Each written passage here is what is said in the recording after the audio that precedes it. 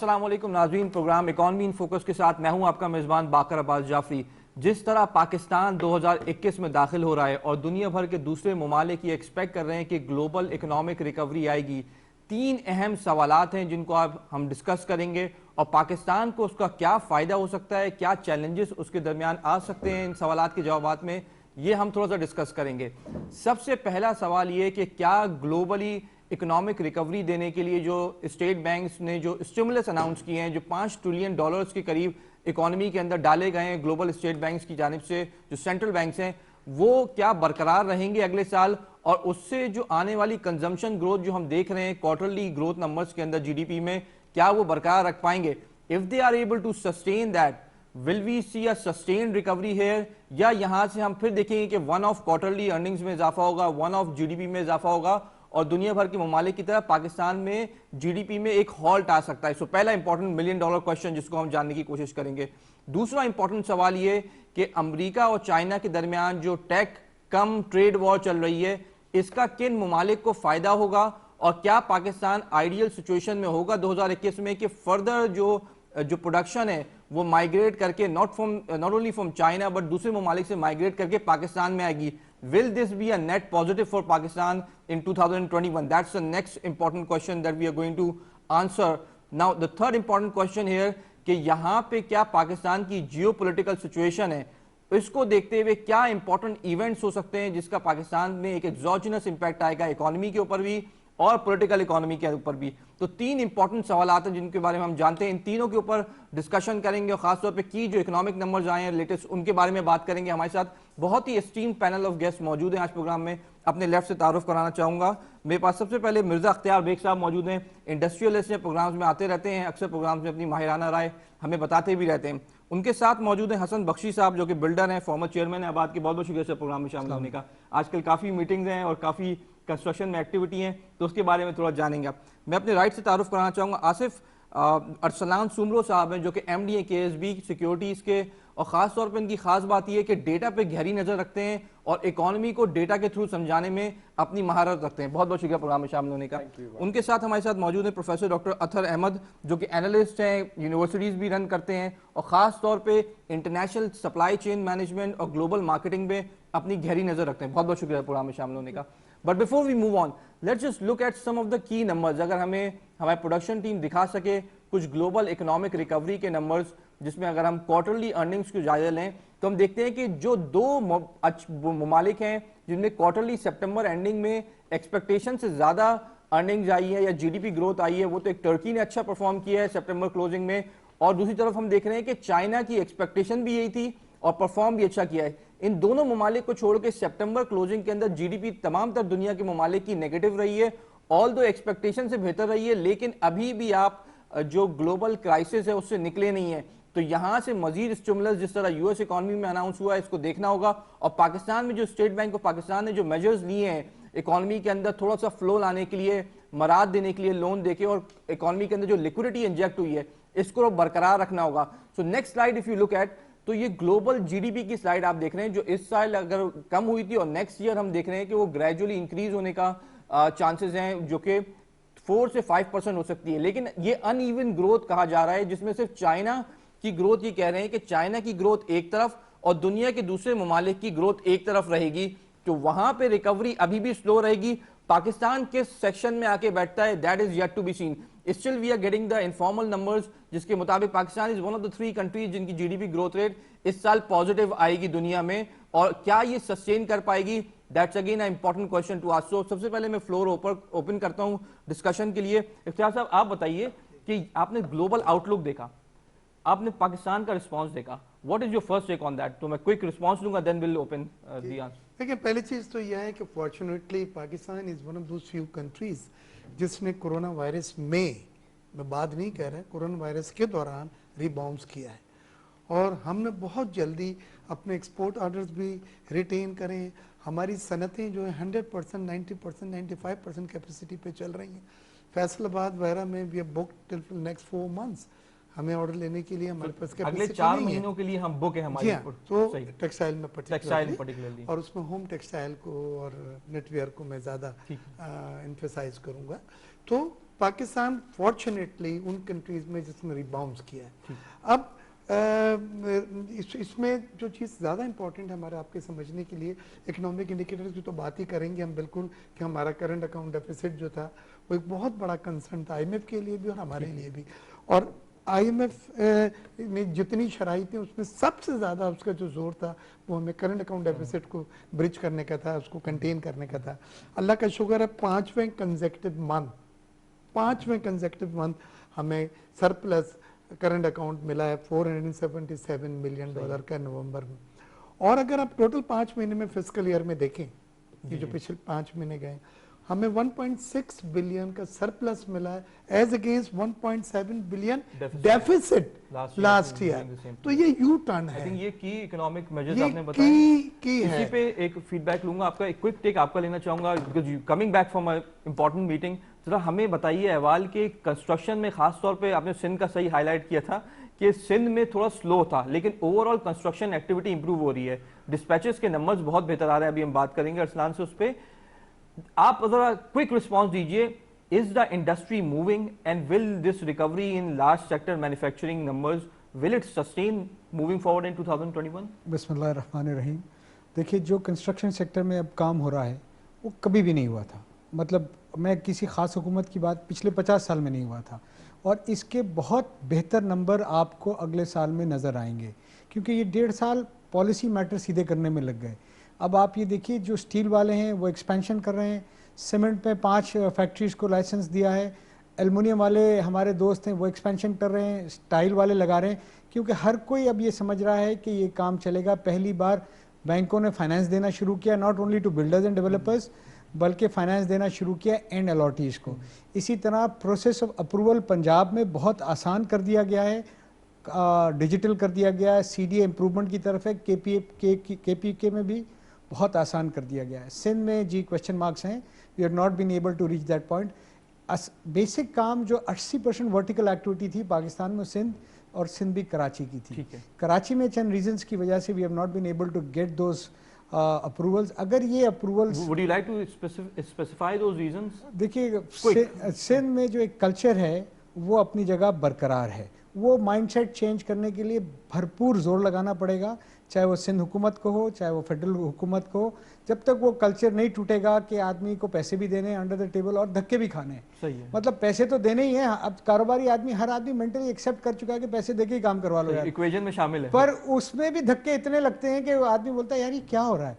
तो ये जब तक कल्चर चेंज नहीं होगा, एनेबलिंग एनवायरनमेंट नहीं मिलेगा, तो वो नंबर्स, मैं बोलता हूँ अगर कराची में इस वक्त 500 प्रोजेक्ट पेंडिंग है, 300 अप्रूवल में और 250 पीछे, ये 1 ट्रिलियन का बिजनेस है। ये 1 ट्रिलियन का बिजनेस चलेगा तो आप समझे इकोनॉमी में कितने पैसे आएंगे। इसका मल्टीप्लायर इफेक्ट होगा, 5 टाइम इसका मल्टीप्लायर इफेक्ट गिना जाता है। बिल्कुल। I think very important point. इसी पे फीडबैक लेता हूँ अरसलान, कमिंग टू यू।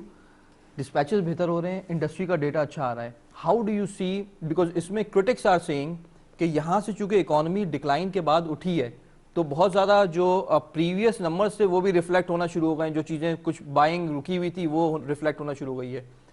आप इकोनॉमिक नंबर्स को देख के क्या, व्हाट इज़ योर फीलिंग कि विल दिस सस्टेन और नॉट? जी, फर्स्टली आई थिंक कि अगर हम इकोनॉमिक नंबर्स को डीपली एनालाइज करें तो जो पेंट अप डिमांड वाला फैक्टर है, जो 3 महीने हमारी इकोनॉमी बंद थी, तो हम लोग 8 मंथ्स की मूविंग एवरेजेस को देखते हैं। उसको भी हम देखते हैं कि नेक्स्ट 2-3 मंथ्स तक ग्रोथ जो है डबल डिजिट जा रही है, चाहे वो सीमेंट्स की हो, चाहे वो स्टील की हो, चाहे वो अभी आपके एक्सपोर्ट के नंबर की आने जाएगी next few months. Similarly autos के नंबर भी हम देख रहे हैं, they are going at double digit और इवन फास्टर पेस। अगर हम इकोनॉमिक कंडीशन देखें, yes we are starting from a low base, लेकिन जो प्लेटफॉर्म है वो सेट हो गया है for a multi year view. मैं सिर्फ कुछ चीज़ें हाईलाइट इधर करूंगा। जैसे इख्तियार साहब कह रहे थे कि पहले जो है हमारे रिजर्व्स स्ट्रेंथन हो गए हैं, तो करेंसी हमारी काफ़ी रॉक सॉलिड हो गई है इस वक्त, नंबर 1। एंड ये जो है 5 महीने में समझ लें हमने $3.5 बिलियन जो है IMF की कंडीशन से ज़्यादा सेव किए because of the current account. इस फिस्कल ईयर में so we will essentially be saving $6 billion जो पूरा IMF का प्रोग्राम है। तो हमारा बार्गेनिंग पावर आईएमएफ के साथ अच्छा हो गया, तो मॉनेटरी ईजिंग जो है वो हमें नजर आ रही है कि नेक्स्ट मई तक तो रहेगी। और जब डिस्काउंट रेट कम है, स्टेट बैंक की टर्फ फाइनेंसिंग में 500 बिलियन की अप्रूवल आ चुकी है और 240 की अप्रूवल भी आ चुकी है रिक्वेस्ट के साथ साथ। सो इन दैट केस अगर आप सी कि मशीनरी इंपोर्ट्स बढ़ेगी, हमारी कैपिटल फॉर्मेशन हो रही है, इन्वेस्टमेंट टू जीडीपी रेशियो बढ़ेगा, और that is what is needed कि मल्टी ईयर ग्रोथ है। सो आई सी कि ग्रोथ यहाँ से सस्टेनेबल नजर आ रही है। I think point well taken, multi year growth है। एक हम देखते हैं जायजे में कि numbers don't lie but still numbers need to be understood. यहाँ आपको एक इकोनॉमी को एक एक्सोजिनस पॉजिटिव शॉक मिला है डेट रिलीफ के बाद, अदरवाइज आपके रेमिटेंसेस अगर रेमिटेंसेस वहीं रहते और डेट रिलीफ नहीं मिलता तो यकसर सिचुएशन बड़ी डिफरेंट होती की मैक्रो इकोनॉमिक इंडिकेटर्स की। How do you see moving forward कि यहाँ से आपको इकोनॉमी किस तरीके की लगती है 2021 में? देखिए 2021 में अगर मैं बात करूं तो अब सबसे पहले जैसे बख्शी साहब बैठे हुए हैं, तो इस दफ़ा जो चीज़ हुई है, जो चीज़ जिसका रिजल्ट पॉजिटिव शेप में हमें नज़र आ रहा है, वो ये है कि सिलेक्शन और हिटिंग सही जगह पर हुई है। अब जैसे कंस्ट्रक्शन सेक्टर है, तो कंस्ट्रक्शन सेक्टर पर क्यों जोर दिया गया इतना, ये इसके पीछे एक लंबा बैकग्राउंड ये है कि कंस्ट्रक्शन का मतलब है कि 40-42 इंडस्ट्रीज साथ चल रही हैं इसके। अभी आपने ही तज़किरा किया, सीमेंट की कैपेसिटी यूटिलाइजेशन जैसे एक साहब कह रहे थे वो ज़्यादा हो गई, सीमेंट की शुरू हो गई, एल्यूमिनियम का काम शुरू हो गया, तो इसका मतलब है कि बाकी सारे सेक्टर्स इससे जुड़े हुए हैं, कनेक्टिंग है। और फिर दूसरी बात जो टेक्सटाइल की, जैसे अभी बता रहे थे कि 4 महीने के हम बुक हैं, 4 महीने से भी शायद ज़्यादा के बुक होंगे अभी, और इतनी कैपेसिटी यूटिलाइजेशन पहले कभी भी नहीं थी। अब 95-100% तक कैपेसिटी यूटिलाइजेशन जा रही है। तो टेक्सटाइल हमारे एक्सपोर्ट में कंट्रीब्यूशन अगर देखा जाए तो नियरली 60% तो हमारा टेक्सटाइल है। टेक्सटाइल का भी यही हाल है जो कंस्ट्रक्शन का है कि टेक्सटाइल की वजह से फिर रेडीमेड गारमेंट भी हो गए, होजरी निटवेयर भी हो गए, ये सारी चीज़ें इससे रिलेटेड हैं। तो अब इन दो सिरों को पकड़ा है कि इन दो सिरों की वजह से इनकी सब्सिडियरी इंडस्ट्रीज जो हैं वो प्रोग्रेस हो रही हैं। तो और अगर देखा जाए तो हार्ड लक के ऐसी सिचुएशन में टाइम आया है कि ये एक साल 2020 तो गुजर गया पूरा कोरोना में। दुनिया में बड़ी से बड़ी कंपनीज, बड़ी से बड़ी एयरलाइन को देखें आप, सब रिसेशन में है, सब नेगेटिव जा रहे हैं। इन हालात में प्रोग्रेस की तरफ थोड़ा बहुत आना भी बहुत बड़ी गनीमत है। बिल्कुल, I think very important point highlighted. नाज़रीन, आपको ये देखना होगा कि यहाँ से क्रिटिक्स ये कहते हैं कि अगर तो टेक्सटाइल सेक्टर में ग्रोथ हो रही है और मोमेंटम बनना शुरू हुआ है तो इस वक्त यूटिलिटी की प्राइसेस और गैस की अवेलेबिलिटी ये बड़ा की रोल प्ले करेंगे आगे चल के इस मोमेंटम को बरकरार रखने में। तो दो तरफ के आर्गुमेंट्स हम सुनते हैं कि गवर्नमेंट ने काफ़ी मेजर्स लिए हैं और उससे इम्पैक्ट आना शुरू हो गया है। So the impact on the numbers has started being shown in overall industry figures. लेकिन अगर यहाँ से यूटिलिटी की प्राइसेस बढ़ जाती हैं और आईएमएफ के ऑस्टेरिटी में अगर आप जाते हैं दोबारा, तो क्या टाइटनिंग बहुत जल्दी नहीं हो जाएगी? इसका जवाब देते हैं, because that's again a question कि यहाँ से आईएमएफ के अंदर आप दोबारा इनरोल होते हैं और दोबारा वो प्री मैच्योर ऑस्टेरिटी जिसे कहते हैं उसमें तो दोबारा नहीं चले जाएंगे। अभी आप बताइए क्या सिचुएशन है कि आर वी स्टिल फ्रेजाइल के यहाँ से मोमेंटम के लिए और सपोर्ट चाहिए? देखिए, पहली चीज़ तो ये है कि सिर्फ हम करंट अकाउंट की बात ना करें। मुझे तो करंट अकाउंट की बात इसलिए अच्छी लगी कि प्राइम मिनिस्टर का ट्वीट आज आया है, अपोजिशन पे हम एक दूसरे के खिलाफ बयान देते हैं। आज मेरा प्राइम मिनिस्टर इकोनॉमिक्स पे, करंट अकाउंट पे बात कर रहा है, रिजर्व्स पे बात कर रहा है, मुझे बहुत अच्छा लगा। एंड यही माइंडसेट चाहिए हमें टॉप टू बॉटम कि अब हमने इकोनॉमी की तरफ चलना खुदा के वास्ते पे, बिकॉज अल्लाह ताला ने हमें अपॉर्चुनिटी दी। अपॉर्चुनिटी किस तरह से दी है? पहली चीज़ तो ये कि वो कंट्रीज जहाँ पे कोरोना का इम्पैक्ट बहुत हार्ड है, इसमें इंडिया भी शामिल है, buyers are reluctant to place order to those countries. वो कहता हमारे शेल्फ खाली ना रह जाए तो वो पाकिस्तान की तरफ आए, क्योंकि हमारा इंटरनेशनली ग्लोबली कोरोना का इम्पैक्ट बहुत माइनर है। यानी ये एक इनकरेजिंग है कि भाई कंटेन है, कंट्रोल्ड है, तो इसलिए हमारी तरफ आ रहा है। चाइना का और जो आपने बात की थी यूएस की, जो टैरिफ बढ़ा है और उन्होंने एडिशनल कस्टम ड्यूटीज़ वगैरह लगाई हैं मैन मेड फाइबर पे, ये वो सब चीज़ें पाकिस्तान से मच कंसेशनल रेट पे भेज सकते हैं और उसके लिए बातचीत हो रही है यहाँ पे चाइनीज़ ग्लोबल नेटवर्क को यूज़ करते हुए पाकिस्तान से जाया जाए। तो ये नई चीज़ें जो पहले नहीं थी। दूसरी चीज़ जो बहुत कम लोगों को पता है, जो मैं शेयर करना चाहूँ कि आपके प्रोग्राम में हम बहुत तनकीदें करते हैं, आके क्रिटिसाइज़ करते हैं, कुछ चीज़ें अच्छी होती हैं उनमें एक्नॉलेज करना चाहिए। मिसाल के तौर पे FBR में रिफॉर्म्स आई हैं। FBR ने सेल टैक्स के रिफंड को 150 बिलियन के इनकम टैक्स सेल टैक्स के रिफंड किए फास्टर सिस्टम के तहत। I am in contact with your chairman and member inland revenue doctor Ashfaq कि भाई इसको किस तरह से रिफॉर्म्स और कर सकते, क्योंकि हमारा वर्किंग कैपिटल चोक हो गया। तो आप कहते हैं एक्सपोर्ट बढ़ रही, एक्सपोर्ट जब वही चोक हो गया तो कोई एक्सपोर्ट नहीं बढ़ती। अब जब ये पैसे वापस आए हैं तो आपका ईजिंग ऑफ कैश फ्लो हुआ है, आपका वर्किंग कैपिटल रिलैक्स हुआ है, क्योंकि हमारे पास दो चॉइसेस होती थी उस वक्त जब चोक हो गया था, 4 साल पेमेंट नहीं मिली थी, कि either you borrow additional at the additional financial cost from the banks which some people can't afford और small company even can't get. दूसरी चीज थी कि श्रिंक करें, ज्यादातर ने अपनी श्रिंक किया था। अब वो लोग माशाल्लाह वही अपने ही पैसों को अपने लिए इस्तेमाल कर रहे हैं।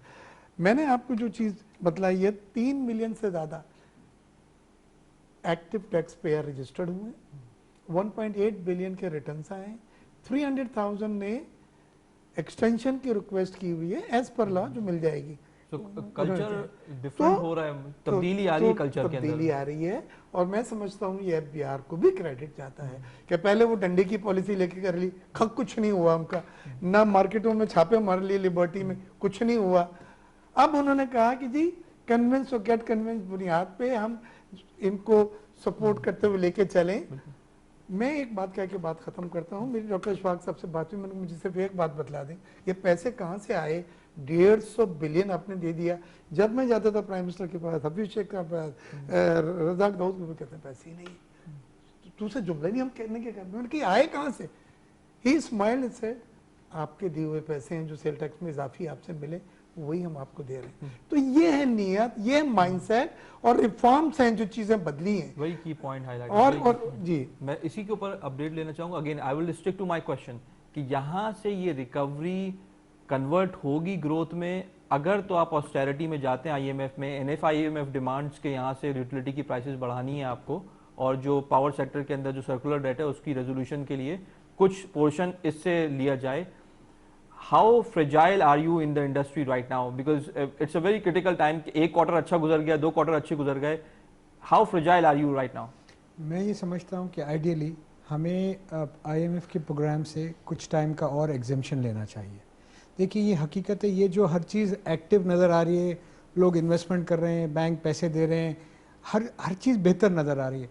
और जब IMF आता है या IMF के प्रोग्राम में गवर्नमेंट या स्टेट जाता है तो बहुत, जैसा आपने कहा, लफ्ज़ ऑस्टेरिटी का, इंटरेस्ट रेट, वो फिर चीज़ों को कर्व डाउन करता है। तो जैसे हमने एग्जेम्पशन लिया है दिसंबर तक का, मैं समझता हूँ दुनिया में कोविड बढ़ रहा है, यहाँ भी बढ़ रहा है, और हम एक गरीब मुल्क हैं, तरक्की याफ्ता मुल्क नहीं है, हमें भी एग्जेम्पशन मिलना चाहिए और हमें इसको थोड़ा कंटिन्यू करना चाहिए। ये मोमेंटम बहुत ही बेहतरीन डेवलप हो गया है। कंस्ट्रक्शन पॉलिसी में आप एग्जेम्पशन की बात कर रहे हैं? मैं ओवरऑल प्रोग्राम के मैं बोल रहा हूँ IMF को थोड़ा सा एग्जेम्पशन लेना चाहिए और ये बहुत मोमेंटम अच्छा है। आप इंडस्ट्री वालों से पूछें इस वक्त, वो खुश हैं, स्टॉक एक्सचेंज वालों से खुश हैं, बिल्डर्स डेवलपर्स खुश हैं, कार मैन्युफैक्चरर्स खुश हैं, सारे इंडस्ट्री वाले इस वक्त एक्सपेंशन, ये मेरे ख्याल में पाकिस्तान में 20-25 साल बाद हो रहा है। हर कोई का फोकस है कि यार एक इंडस्ट्री है, इसको एक्सपैंड कर दो, एक और लगा लो। मैं खुद, हालांकि मेरी अपनी फैक्ट्री, मैं कहता हूँ ये बेहतरीन मौका है, 4 इंडस्ट्री और लगा लो, ऐसा मौका नहीं मिलेगा। ये माइंडसेट का चेंज है। ये प्राइम मिनिस्टर जो कहते हैं ना कि ये आपने 17 NOC खत्म कर देनी है, आपने कंप्लायंस रिजीम जो सही चल रहा है उसको मत छेड़ो। बिल्कुल। और जो मतलब पहले तो पाकिस्तान में आज तक चलता रहा NOC उसी में बराबर हो जाता है आदमी। अब अगर आपको कोई भी इंडस्ट्री का परमिट चाहिए, कुछ चाहिए, तो prime minister is fourth coming, बोलता है अगर SEZ आपको क्रिएट करना है, ही इज फोर्थ कमिंग। कभी पाकिस्तान में ऐसा था नहीं ये, दिस इज। और अब कारोबारी लोग, मैं जिससे भी मिलता हूँ, वो बोलते हैं यार एक्सपेंशन का वक्त है, नाउ गो फॉर इंडस्ट्री। बहुत साल बाद, वरना क्या कहते थे लोग कि भाई वो काम करो जिसमें शाम में नफा हो जाए, चाहे कोई मनी एक्सचेंजर का काम करे, कोई ऐसा। अब लोग का माइंडसेट मैं देखता हूँ चेंज हो रहा है, वो बोलते नहीं अब काम करना है, short to long term shift कर रहे हैं और जी कैपिटल डिप्लॉयमेंट कर रहे हैं। बिल्कुल। तो इस वक्त ज़रूरी है, जैसे आपने कहा, कि हमें ये समझना चाहिए, ये समझना होगा हमारी गवर्नमेंट ने भी कि IMF के प्रोग्राम को थोड़ा सा डिफर करें और ये मोमेंटम को बरकरार रहने दें, लोगों को इन्वेस्टमेंट करने दें। जिस तरह हमारा इंसेंटिव पैकेज 31 को ख़त्म हो रहा है, उसको 1 साल का एक्सटेंशन दें। मैं आपको बताऊं, 5 प्लॉट ऑक्शन में बिके हैं इस्लामाबाद में 55 बिलियन रुपए के, जिसका 2 साल का पेमेंट का टाइम था, 3 महीने में पेमेंट आ गई। 5 प्लॉट, ये अगर ऐसे 25 प्लॉट कराची में बेच दिए जाएं, ये भी क्लिफ्टन में इन्होंने जमीन निकाली है, तो ये आप 500 बिलियन यहाँ से जमा कर सकते हैं। 500 बिलियन रुपए, आपको कहीं जाने की जरूरत नहीं है। ये बहुत पैसा सिस्टम में लोगों के पास मौजूद है, मौका दें उनको पैसा लगाने का, काम करने का।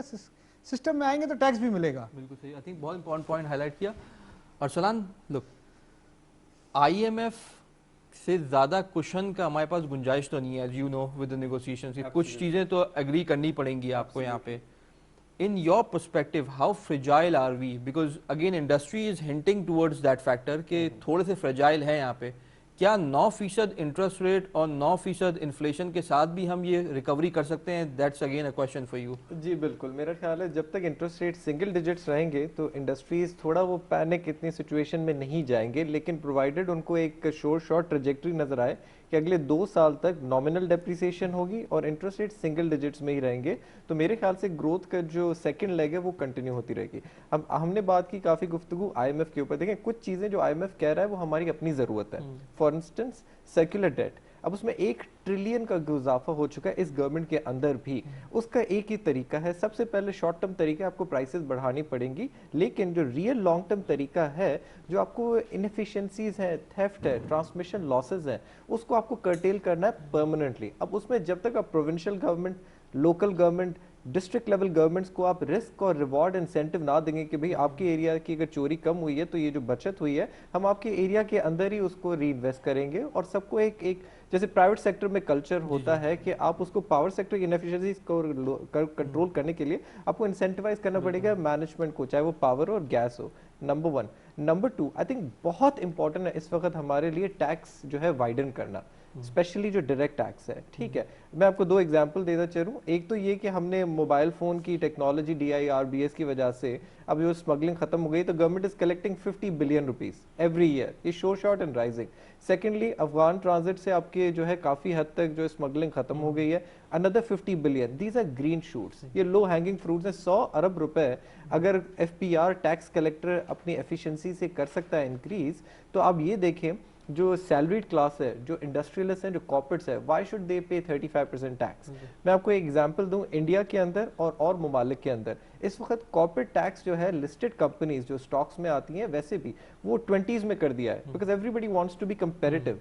और जैसे हम पहले गुफ्तगू कर रहे थे, अगर हमें इकोनॉमी ट्रेडिंग ओनली से निकल के इन्वेस्टमेंट और मैन्युफैक्चरिंग में जाएगी तो हमें ये माइंडसेट चेंज करना होगा, क्योंकि सबसे इंपॉर्टेंट चीज ये नहीं है कि ग्रोथ हमारी 4% चली गई पहले साल। सबसे इंपॉर्टेंट चीज ये है कि जो ग्रेजुएट्स आ रहे हैं इनको नौकरियां मिल रही हैं, उनकी सैलरीज इंक्रीज कर रही हैं और हमारे टैक्स रेवेन्यूज वाइडन हो रहे हैं, नहीं है। और एक चीज मैं एक आपके तवज्जुल से कहूंगा लास्ट, वो एक्सपोर्ट्स को हमें डाइवर्सिफाई करना है। हमारे यहाँ थोड़ा डच डिजीज हो गया है। 2009 के ऑनवर्ड्स हमारी रेमिटेंसेज में इतनी ग्रोथ आई है कि हमारी एक्सपोर्ट टू GDP रेशियो जो है 12% से गिर के हो गया 7%। तो हमें अगर जॉब्स क्रिएट करवानी है तो ये एक्सपोर्ट टू GDP रेशियो को 8 से 12% करना चाहिए, भले 4 से 5 साल लगे, लेकिन नॉन ट्रेडिशनल एक्सपोर्ट्स में जाना। आई थिंक बहुत इंपॉर्टेंट पॉइंट हाईलाइट किया। तो इससे एक और डिबेट निकलती है सामने हमारे कि गवर्नमेंट के पास ट्रेड ऑफ है। अब IMF में जाते वक्त आपके पास ट्रेड ऑफ में नेगेटिव्स दिए हैं कि हो सकता है थोड़ा सा एनर्जी प्राइसेस बढ़ानी पड़े, हो सकता है यहाँ से डिस्काउंट रेट थोड़ा सा बढ़ाना पड़े, विद इन द रेंज रखें। लेकिन दूसरी जाने पॉजिटिव ट्रेड ऑफ ये है कि यहाँ से स्ट्रक्चरल चेंजेस ऐसी करें कि पॉलिसीज ऐसी बनाएं कि इंडस्ट्री वैसे ही इंसेंटिवाइज हो जाए। बिकॉज पहले तो मसला ये था कि पॉलिसीज ही नहीं थी और स्ट्रक्चरल एफिशिएंसीज ही नहीं थी, तो वो भी नहीं थी और कि मैक्रो इकोनॉमिक इंडिकेटर्स भी खराब थे। और ये it's about striking the right balance. What do you think? तो देखें, जहाँ तक अभी आपने ये दो नाम लिए हैं ना, तो मैं समझता हूँ कि इसमें ज़्यादातर कंट्रीब्यूशन जो है ये स्ट्रक्चरल रिक्वायरमेंट का है कि अब बिजनेसमैन को क्या चाहिए। बिजनेसमैन के जेब में पैसा नहीं रहता इतना ज़्यादा, वो रोलिंग में रहता है सारा, ठीक है ना। तो अब एक्सपोर्ट की डिक्लाइन हुई थी, क्यों हुई थी एक्सपोर्ट की डिक्लाइन? पैसा रोलिंग में उनके पास था नहीं। क्यों नहीं था उनके पास पैसा? इसलिए कि वो रिफंड नहीं मिले थे। वो एक ज़माने में 4 साल पहले 5 साल पहले बड़ी तकरीब हुई थी कि भाई अब रिफंड मिलना शुरू हो गए होंगे, तो इतने लोगों को रिफंड मिला जितना वो खबरनामे में दिखाया गया था, बस। उसके बाद वो फिर बंद हो गया। अब जब वो सारा हो गया, तो फिर अब कैसे एक्सपोर्ट बढ़ी? देखिए फास्टर सिस्टम पर आ गया ना सारे। अब इंडस्ट्रियलिस्ट बैठे हैं, टेक्सटाइल वाले बैठे हैं। अगर आप ये बताएं कि पैसा अगर इनका रुक लेंगे तो फिर ये इनको रॉ मटेरियल चाहिए, तनख्वाहें देनी है, ओवरहेड एक्सपेंडिचर्स मीट करने हैं, वो तो करने हैं ना आपने। अब ये तो वर्कर को तो नहीं कह सकते ना कि एक्सपोर्ट होगी, ऑर्डर मिलेगा तो देंगे पैसे। तो वो पैसा रोलिंग में आ गया। जब आपको चाहिए कि मैक्सिमम पॉसिबल फैसिलिटेट करें और फैसिलिटेट करना शुरू करें टॉप टू बॉटम के, वो वैसे सेक्टर से जो सबसे बड़े कमाऊ सेक्टर्स हैं। तो हमको चाहिए इस वक्त कि कारोबारी सूझबूझ से ज़्यादा मैनेजमेंट की सूझबूझ हो हमारी। और ये जो हमारे एक्सपोर्टर्स की तादाद बढ़ानी है, अब मैं बजाते खुद मेरा तदरीस से ताल्लुक़ है, बिजनेस स्कूल्स अगर सारे इंक्यूबेशन सेंटर्स बनाएं और उसमें इंक्यूबेशन सेंटर्स में ठीक है खुद गर्जी से काम लें कि हम और कोई कारोबार नहीं सिखाएंगे, हम एक्सपोर्ट सिखाएंगे। हर साल अगर 50 एक्सपोर्टर्स नए आपके फील्ड में दाखिल हो जाएं तो आप देखें कि फिर अगले 10 साल में 5 साल बाद, जैसे अभी बख्शी साहब कह रहे थे कि अब हमें फौरी तौर पर आज दें और कल कमाने वाली बात नहीं सोचनी चाहिए, हमें तो सोचनी चाहिए कि हमारे बच्चे कमाएं। सही। तो वो काम अब शुरू हुआ है कि वो सेक्टर्स पे हिट करके फिर आगे काम करें। तो हमें ज़्यादातर ज़रूरत जो है वो स्ट्रक्चरल चेंज पे चाहिए कि अब पैसा, जैसे अभी आपने जिक्र किया कि वो बता रहे हैं कि ये वही पैसा है जो आपसे लिया है, जी जी, तो भाई यही पैसा पहले वापस क्यों नहीं दिया? तो यही तरक्की अगर पहले हो जाती। आई थिंक अब बहुत ये क्वेश्चन मार्क है कि ये अब तक जो नहीं दिया तो क्या किया, ये क्वेश्चन मार्क है, पॉलिटिकल क्वेश्चन है। लेकिन as far as economy is concern कि अब रोलिंग में जब आ गया तो फिर रोलिंग में आ गया तो फिर इंडस्ट्रियल खुश है। और इंडस्ट्रियलिस्ट से ज़्यादा बेहतर और कौन बताएगा कि इसके रीज़न क्या है? ये इकोनॉमिस्ट भी नहीं बता सकता आपको, बिल्कुल कोई बड़े से बड़ा इकोनॉमिस्ट भी नहीं बता सकता, इंडस्ट्रियलिस्ट बताएगा। बहुत ही इंपॉर्टेंट पॉइंट हाईलाइट किया। That leads us to ask another question which is of productivity factor. क्या प्रोडक्टिविटी हमारे इंडस्ट्रियलिस्ट ला पा रहे हैं? बिकॉज अभी अगर आप एनालिसिस करें तो चलें, सर्दियां थी, टेक्सटाइल की एक्सपोर्ट बढ़ गई। अब सवाल पैदा होता है कि जब गर्मियां आ जाएंगी, स्प्रिंग सीजन आएगा और समर सीजन आएगा, उसमें आपके पास वो प्रोडक्ट्स हैं अपने इंडस्ट्री के अंदर कि वो एक्सपोर्ट कर सकें? अगर नहीं है तो प्रोडक्टिविटी में आप कहाँ खड़े हुए हैं, both in terms of cement, दूसरी construction industry, allied industries and textile industries? So that's again a $1 million question कि एक्सपोर्टर्स सारे मिलते हैं, इकट्ठा होते हैं, डिमांड्स मीट होती हैं, जितनी कर सकती है गवर्नमेंट कर देती है। लेकिन जब प्रोडक्टिविटी की बात आती है, क्वालिटी की बात आती है, फिर एक प्रॉब्लम रह जाती है हमेशा कि बहुत इनोवेशन की तरफ हम नहीं जा पाते। उसकी क्या वजूहत हैं? How do you see your industry is coping up with that? देखिए, मैं पार्शियली आपसे एग्री नहीं करूँगा। वो इसलिए कि टेक्सटाइल जैसे मेरा ताल्लुक है, we are none to number 2 in terms with quality, in terms with efficiency। हमने जो मशीनें अब मंगाई हैं वो latest automated high tech machines हैं और क्वालिटी में हम हर वो चीज़ बना के देने के लिए top of the top world brands are manufactured in textile की मैं बात करूँ, यहाँ पे बन रहा है। Same goes with sports goods, same goes with other things. Productivity या एक्सपेंशन जब बढ़ता है जब डिमांड सामने बढ़ती है। सीमेंट की जो आपने बात की, सीमेंट की आगे डिमांड बढ़ी है। हर सीमेंट की जो फैक्ट्री है वो एक्सपेंशन में चली गई, हर फैक्ट्री, सही है? तो हमें डिमांड बढ़ानी होगी। आज ये जो बख्शी मेरे दोस्त हैं और हम बहुत सारे टीवी प्रोग्राम में साथ होते हैं, एक बात मैं ज़रा सा लिंक इस्टेब्लिश कर दूं, वो रह गया है कि जब सिर्फ ऐसे इंसेंटिव्स आ रहे थे जिससे कंस्ट्रक्शन एक्टिविटी बढ़ती या ज़्यादा मकान पैदा होते, तो मैंने अपने कॉलम में भी और टीवी के इंटरव्यूज़ में भी कहा था, इट वोंट वर्क आउट। मैंने कहा था डिमांड भी बढ़ाओ कि जो बन रहा है वो उठा लिया जाए, और उठा लिया कि जाए कि मुराद ये है कि लोगों को बाइंग कैपेसिटी पे काम हुआ और मॉर्गेज फाइनेंसिंग आई। 300 बिलियन बैंकों का मैंने कहा एलोकेशन दें आप बैंकों को कि इससे कम अगर हुआ तो पेनल्टी लगेगी, तो वो उन्होंने दिया। और उसके बाद अब आप डिमांड एंड सप्लाई मैकेनिज्म एक साथ लेके चल रहा है। तो सिर्फ प्रोडक्शन बढ़ा के मकान बना के बिल्डिंग खाली कर दें वो तो बेकार है, उसके साथ करस्पॉन्डिंग डिमांड बढ़ानी है। और डिमांड के लिए अफोर्डेबिलिटी होती है, जो हम यूरोप में काम करते हैं, जितना किराए हम देते हैं उतना हम मॉर्गेज दे दिया करेंगे और उसके ऊपर काम चलता है। 10% 20% देंगे। अब हुआ है, अब बैंक दे रहे हैं और बल्कि बख्शी बतलाएंगे कि अब जो बिल्डर है, जो कॉन्ट्रैक्टर है, वो अपने जो है बायर्स के ब्याह पे उसको भी दे दिया जाता है और चीज़ें आसान हुई हैं। तो मेरे कहने का मकसद ये है कि दो चीज़ें मैं कह के जो आज बड़ी प्रोडक्टिव बातें हो रही हैं। एक तो ये है कि ये डिजिटल रोशन पाकिस्तान में पैसे आने शुरू हुए और कितने $1 बिलियन आए, लेकिन इसमें वो पाकिस्तानी जिनके डिक्लेयर्ड फंड्स हैं बाहर और वो इसमें रख रहे हैं, उन पे आपने tax 10% final discharge of liability नहीं रखा, उनको नॉर्मल टैक्स ब्रैकेट में आपने, कारपोरेट में वो 30 पे जाता है, 20 पे जाता है।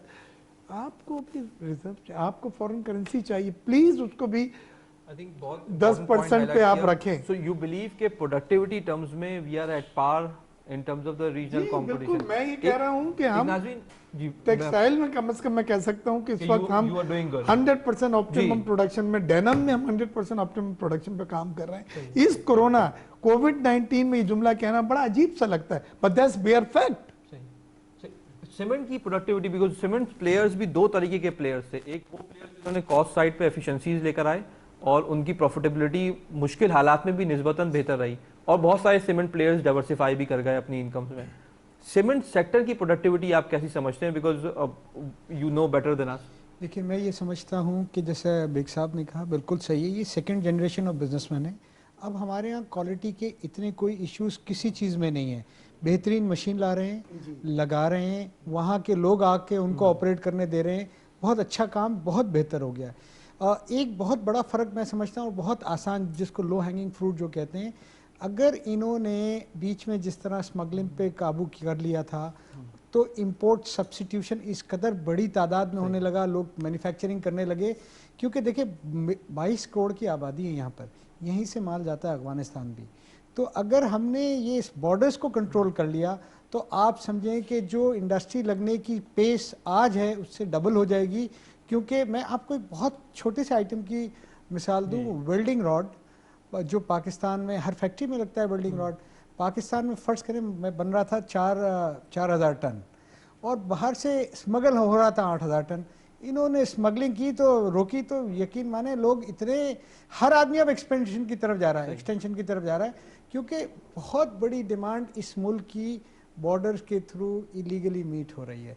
जब इसको गवर्नमेंट, और ये लो हैंगिंग फ्रूट है अगेन ऐसे कि ये हो सकता है, ये अगर कंट्रोल कर दे तो इंडस्ट्री में इतनी कैपेसिटी अब हो गई है, और इतना बाहर आने जाने से, राब्तों से, चाइनीज़ लोगों से राब्ते हो गए हैं कि वो लोग भी अपनी मैन्युफैक्चरिंग यहाँ शिफ्ट करने के लिए तैयार हैं। सिर्फ एक ही चीज़ का सवाल करते हैं हमसे कि कहते हैं कि यहाँ पॉलिटिकल कंसिस्टेंसी नहीं है, और इस हमारे यहाँ तो जो कम्युनिस्ट पार्टी कहती है वो रिलीजन है, वो उससे कोई हिल नहीं सकता है, और वो हमको पता है कोई भी आए, आज शी हो प्रेसिडेंट, कल कोई हो, 25 साल पॉलिसी वही चलनी है।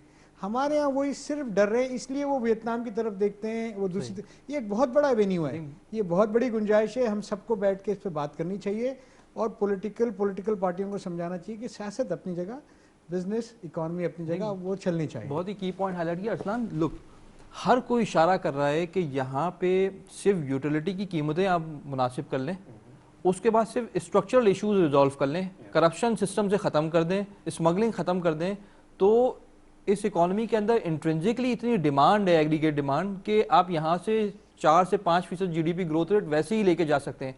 Do you agree to that? I completely agree. मेरा ख्याल है कि यहाँ पे हम लोग जिस डोमेन में इस वक्त खड़े हैं, जहाँ पे जीडीपी पर कैपिटा हमारी 1100 $1150 डॉलर है, यहाँ से रूम फॉर ग्रोथ तो बहुत ज़्यादा है। लेकिन वंस अगेन देखिए, हमें तैयारी करनी है 2020 से लेकर 2030 तक, ठीक है। वहाँ पे जो डिमांड है ग्लोबली, जो स्किल सेट की, वो चेंज हो गई है।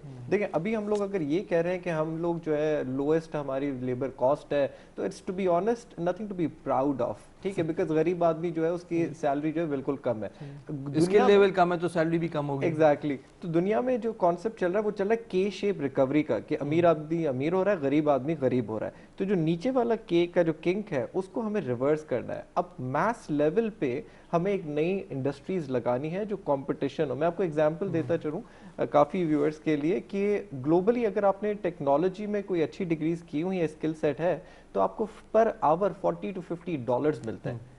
तो आप पाकिस्तान में बैठ के फ्रीलांसिंग करके प्रोजेक्ट लेके $1000 से $1200 आप घर बैठ के कमा सकते हैं। लेकिन हमारी इंडस्ट्रीज जो है, पहले जैसे इख्तियार साहब अभी कह रहे थे कि नई जो इक्विपमेंट्स हैं और टेक्नोलॉजी है that's very efficient but that's not very labour intensive, that's capital intensive. तो वंस अगेन हमारे पास यूथ की अनएम्प्लॉयमेंट वंस अगेन होगी, उसको हमें केटर करने के लिए we need to have a nationwide एक मास लेवल एजुकेशनल प्रोग्राम करने चाहिए। सिर्फ एक दो यूनिवर्सिटी से काम नहीं चलेगा with all due respect, but what we need is a systematic change. और आपने बात की प्रोडक्टिविटी की, दैट्स वेरी इंपॉर्टेंट। एक तो प्रोडक्टिविटी होगी डिफरेंट सेक्टर्स की, उसमें to be honest it's very difficult कि हम लोग चाइना से compete करें, बिकॉज वो आपको रेंट जमीन फ्री देते हैं, इंटरेस्ट रेट जीरो देते हैं, उनकी एनर्जी आज भी हमसे सस्ती है। तो हम लोग जो इमीडिएट हमारा मार्जिन ऑफ इंप्रूवमेंट है वो तो हम कर लेंगे अगर रीजनली कंपेरेटिव एनर्जी मिल गई 2 से 4 साल, लेकिन उनको compete करने के लिए फिर हमें फिर से बैकफुट पे चले जाएंगे। What we really need productivity enhancement में कि जहां पे इनएफिशिएंसी उसको इंप्रूव करें। सिर्फ एक लास्ट एग्जांपल कि हमारी जो एग्रीकल्चर यील्ड्स है they are lowest in the region, और यहाँ पे हमें जो है प्रोडक्टिविटी इंक्रीज करनी है of our lands, giving them the right irrigation methods, the right seed, the right technology, ताकि वो जो जमींदार है, जो गरीब के हारी है, उसकी इनकम भी बढ़ेगी, तो जो इंडस्ट्रियलिस्ट उनको कैपिटलाइज भी करेंगे, तो उनके पास भी जो है अब इनफ कॉटन होगी। इंस्टेड देखें 5 साल या 7 साल के अंदर हमारे जो लोकल एग्री प्रोड्यूस है, टू बी ऑनेस्ट हम लोग को फूड को भी इंपोर्ट करना पड़ेगा अपनी पॉपुलेशन को अभी भी कर रहे हैं। वो तो चले सप्लाई शॉक्स है, लेकिन डिमांड इस तरीके से बढ़ रही है तो हम लोग इनएफिशिएंट हो जाएंगे आफ्टर 3-5 ईयर। तो हमारी डिबेट होगी कि how to sustain our inter economic demand. That's very important मेरे ख्याल प्रोडक्टिविटी के लिए। आई थिंक बहुत इंपॉर्टेंट पॉइंट हाईलाइट किया। जो प्रोडक्टिविटी एग्रीकल्चर के अंदर आनी थी वहाँ एक लैग है, एजुकेशन के अंदर जो एक प्रोडक्टिविटी लानी थी वहाँ लैग है। हमने रिसेंटली नाज़रीन देखा कोविड के अंदर जिस तरह ग्लोबली यूरोप के ममालिक ने अपनी यूनिवर्सिटीज़ को रैंप अप किया और पूरा डिजिटल हो गए, पाकिस्तान में उतनी जल्दी नहीं हो पाए, एंड वो बहुत देर से उन्हें रियलाइज़ हुआ कि हमें 2 मोड्स ऑफ एजुकेशन में आना है। वो 2 मोड्स भी इनएफिशिएंट वे में समहाउ चल रहे हैं। सो हाउ डू यू सी कि यहाँ से एक तो लेबर हमारी जो है वो ज़्यादा स्किल सेट बढ़ाए और दूसरी जानिब प्रोडक्टिविटी पे फोकस हो। What is your take on that? देखिए as far as productivity is concern ना, तो वो डेफिनेटली इसकी वजह से कमी तो हुई है, ये तो एक बिल्कुल यहाँ है सारा, इसमें कोई डिबेट है नहीं। अब हमें what we need to do is के हमें मॉडर्नाइज करके हर चीज़ को नए स्किल्स डेवलप करने हैं। मैं मानता हूँ, मैं भी क्लासें करता हूँ, वो क्वालिटी हम दे नहीं सकते ऑनलाइन एजुकेशन में जो हम लाइव देते हैं। रिस्पॉन्ड लिमिटेड टाइम होता है, जूम की क्लास होती है और ये सारी चीज़ें होती हैं, और फिर इतना ज़्यादा क्वेश्चन आंसर सेशन नहीं हो सकता। ये तो प्रोफेशनल एजुकेशन है, तो प्रोफेशनल एजुकेशन में तो बहस मुबाहिसा होता है, वो स्कूल वाली बात नहीं है कि भाई चलो शट अप बैठ जाओ बस।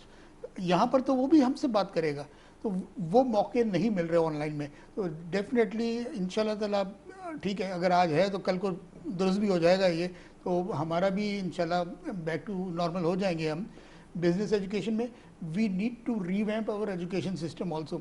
जैसे कि अभी सारे लोग यही कह रहे थे कि हमारी अब जैसे एग्रीकल्चर में भी यील्ड बढ़ाने पड़ेगी हमें, तो एग्रीकल्चर में यील्ड बढ़ानी पड़ेगी, एजुकेशन सिस्टम में भी हम इतनी मेहनत पे इससे बहुत ज़्यादा हासिल कर सकते हैं।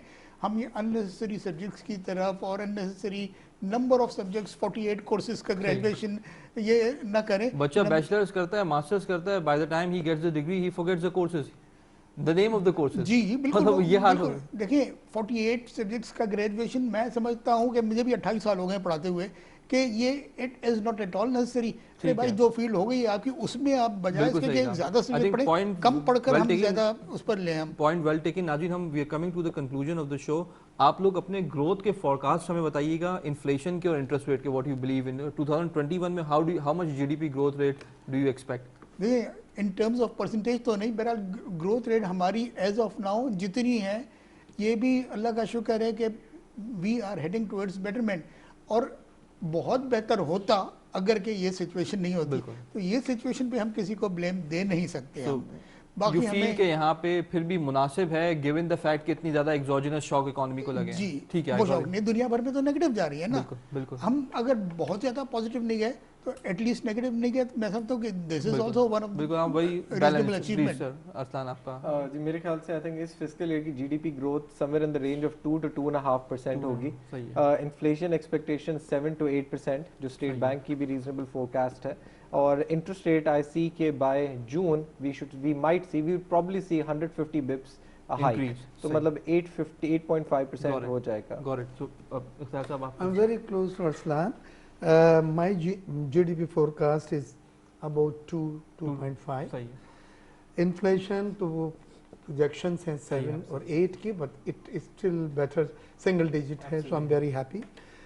And then interest rate monetary policy में अभी तक कंटेन किया है, लेकिन अगर हमारा इन्फ्लेशन बढ़ता है ठीक है, तो इसको ठीक है, फिर उन्हें गौर ईज है। करना बख्शी पड़ता साहब, है, आपकी 7.5 और 8 हो सकता ठीक है। है, आपको मैं समझता हूँ कि आई सेकंड दीज टू जेंटलमैन, इनके फिगर्स बहुत क्लोज हैं, ठीक है, बट ये हमारी ख्वाहिश भी होगी एज ए बिजनेस कम्युनिटी कि इंटरेस्ट रेट को कंट्रोल किया जाए, उससे बहुत सहारा मिलेगा। Very important point on that note. Mirza साहब बहुत बहुत शुक्रिया प्रोग्राम में शामिल होने का, हसन साहब बहुत बहुत शुक्रिया प्रोग्राम में शामिल, it's always wonderful talking to you. Athar साहब बहुत बहुत शुक्रिया प्रोग्राम में शामिल होने का। नाज़रीन, that concludes our very interesting discussion.